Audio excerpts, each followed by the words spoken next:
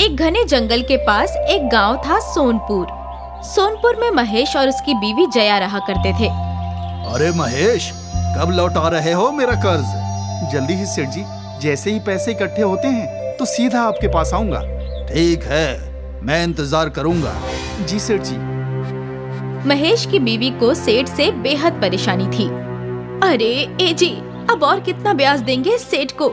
जितना कर्ज इससे लिया था उसका तो दुगना दे चुके हैं हम। मालूम नहीं, ये सब मेरी समझ से बाहर है। मुझे तो बस इतना इल्म है कि अगर हमें इस घर में रहना है तो हमें सेठ जी को पैसे देने ही होंगे। ठीक है। एक मर्तबा की बात है, महेश ने जंगल में एक बड़े दरख्त का सौदा किया।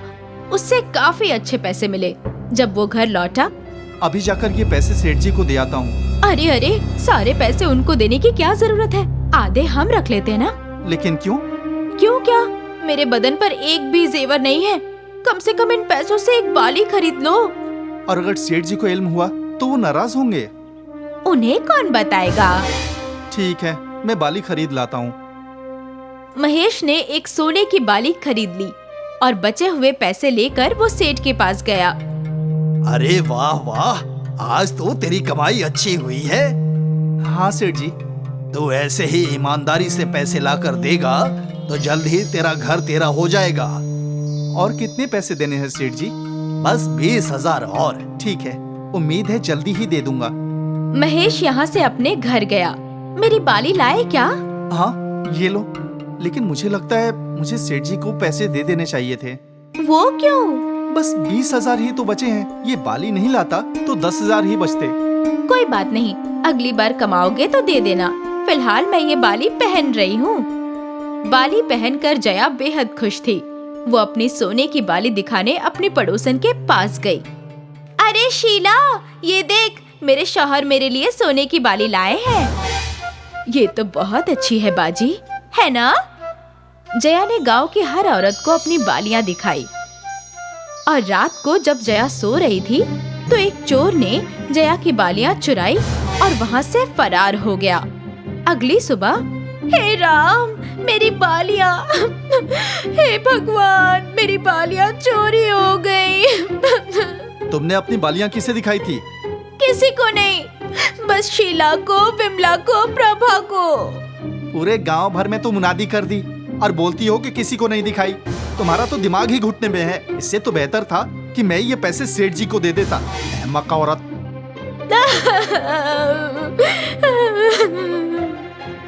जया के दिल में कोई भी बात नहीं रहती। वो हर बात जाहिर कर देती थी। अगर उसके घर में कुछ अच्छा पकवान भी बने तो सारे गांव को खबर हो जाती थी। अरे महेश भाईजान, आज तुम्हारे घर में खीर बन रही है। हमें नहीं बुलाया? भाई, अब तक तो मैं घर पहुंचा भी नहीं हूँ। मुझे कैसे खबर कि घर में क्या बन रहा है? हमें सब खबर है, जया भाभी ने बताया। महेश तमतमाता हुआ घर पहुंचा। पूरे गांव को इत्तला कर दी कि तुमने खीर बनाई है। इसमें क्या गलत है? बनाई है तो बनाई है। अरे बनाओ तो खुद खाओ ना। दुनिया को खबर करने की क्या जरूरत है? तुम्हारी इस आदत से परेशान हूँ मैं। कोई बात खुद तक नहीं रखती, सबका ढिंढोरा पीटती रहती हो। अक्सर महेश जया को डांटता भी था। एक रोज की बात है, महेश जंगल में लकड़ियां काटने गया था। वो एक बहुत तगड़ा दरख्त काट रहा था। तभी उसके पैर में कुछ चुभा। उसने नीचे की मिट्टी खोदी तो उसे एक घड़ा मिला, सोने की मोहरों से भरा हुआ। वाह वाह, मेरे तो नसीब ही खुल गए। हे ऊपर वाले, तेरा लाख लाख शुक्रिया। अभी से घर ले जाता हूँ। नहीं नहीं। महेश को जया की बेवकूफी का ख्याल आया। अगर मैं इस घड़े को अभी घर ले गया तो जया सबको खबर कर देगी कि घर में सोने का घड़ा है और सब कुछ चोरी हो जाएगा। नहीं नहीं, मैं ऐसा नहीं होने दूंगा। महेश सोचने लगा कि वो क्या करे। उसे एक तरकीब सूझ गई। महेश ने घड़े को वहीं मिट्टी में दबा दिया और उसके ऊपर एक पत्ता रख दिया। फिर महेश दरिया के पास गया। दरिया से उसने कई मछलियां पकड़ी। इन मछलियों को उसने एक दरख्त पर लटका दिया। फिर एक दरख्त पर उसने बहुत सारी रोटियां लटका दी। पूरा दरख्त उसने रोटियों से भर दिया और फिर वो अपने घर गया। जया, चलो मेरे साथ। कहाँ जाना है? मुझे जंगल में एक घड़ा मिला है जिसमें सोने की मोहरें हैं। घड़ा बहुत ही बड़ा है। तुम मेरे साथ चलो, हम दोनों मिलकर घड़ा ले आएंगे। हाँ हाँ चलो, सोने की मोहरों का घड़ा। वाह वाह। जया और महेश दोनों जंगल पहुँचे। जंगल पहुँचते ही जया का तवज्जो रोटी वाली दरख्त पर गया। हे राम, रोटियों का दरख्त। हाँ, कल तो इस दरख्त से रोटियों की बारिश हो रही थी। ये कोई मामूली जंगल नहीं है, बल्कि जादुई जंगल है। थोड़ी दूर चलने के बाद जया ने वो दरख्त देखा जिस पे मछलियाँ लटक रही थी। मछलियाँ उगाने वाला दरख्त। हाँ, इसे छोड़ो, आगे चलते हैं। कुछ दूर चलने के बाद महेश उसी जगह पहुँचा जहाँ वो सोने की मोहरों का घड़ा था। उसने पत्ते हटाए। हे भगवान, आपने बिल्कुल सही फरमाया था। हाँ, लेकिन अब ये बात तुम किसी से जाहिर मत करना। मैं पागल थोड़ी हूँ जो ये किसी से जाहिर करूँ। हाँ, वो तो मुझे मालूम है। क्या मतलब? कुछ नहीं, चलो घर चलते हैं। दोनों घर लौटे। जया, जाकर कुएं से थोड़ा ठंडा पानी ले आओ। हाँ हाँ, क्यों नहीं। जया घड़ा लेकर घर से बाहर गई और महेश ने घर में गड्ढा खोदकर वो सोने की मोहरों का घड़ा दबा दिया। यहाँ कुएं पर जया को अपनी पड़ोसन शीला मिली।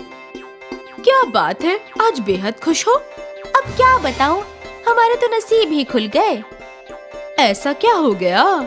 हमें जंगल में सोने की मोहरों से भरा घड़ा मिला है। क्या? तुम किसी को बताना मत। हाँ हाँ, लेकिन औरतों की बातें कभी रुकी है? शीला ने ये बात आग की मानिंद फैला दी।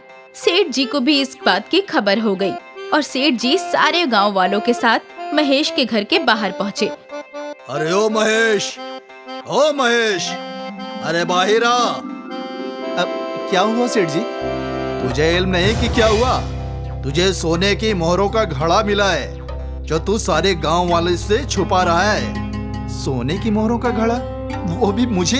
ये आपसे किसने कह दिया? और कौन कहेगा? तुम्हारी बीवी पूरे गांव वालों से कहती फिर रही है। सेठ जी, मेरी बीवी दिमाग से थोड़ी सी खिसकी हुई है। अगर झूठ लगे तो उसी से पूछिए कि वो कब जंगल गई और क्या क्या हुआ। ठीक है जया, बताओ जंगल में क्या क्या हुआ। हम लोग जंगल पहुँचे। अब मामूली जंगल नहीं, जादुई जंगल। वहाँ एक दरख्त पर रोटियां लटकी थी, करिश्मा था। फिर हम आगे बढ़े तो दूसरी दरख्त पर मछलियाँ लटकी थी और जब हम और आगे बढ़े तो हमें वहाँ पर सोने की मोहरों का घड़ा मिला जो हम घर ले आए। सुना सेठ जी, अगर यकीन नहीं होता तो मेरे घर की तलाशी ले लीजिए। भोला, जा जरा देख घर में कुछ है क्या। सेठ जी के मुलाजिमों ने घर की तलाशी ली, लेकिन उन्हें कहीं भी मोहरों का घड़ा बरामद नहीं हुआ। अब तो आपको यकीन हो गया ना? मेरे पास कोई सोना नहीं है सेठ जी। अगर होता तो मैं आपका कर्ज नहीं अदा कर देता। वो तो है। सेठ जी के साथ साथ गांव वाले चले गए।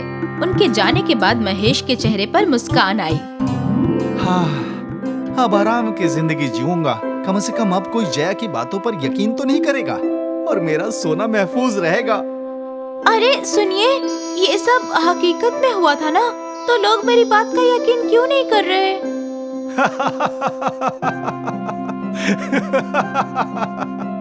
जया परेशान थी, लेकिन महेश खुश था। उसका सोना महफूज था।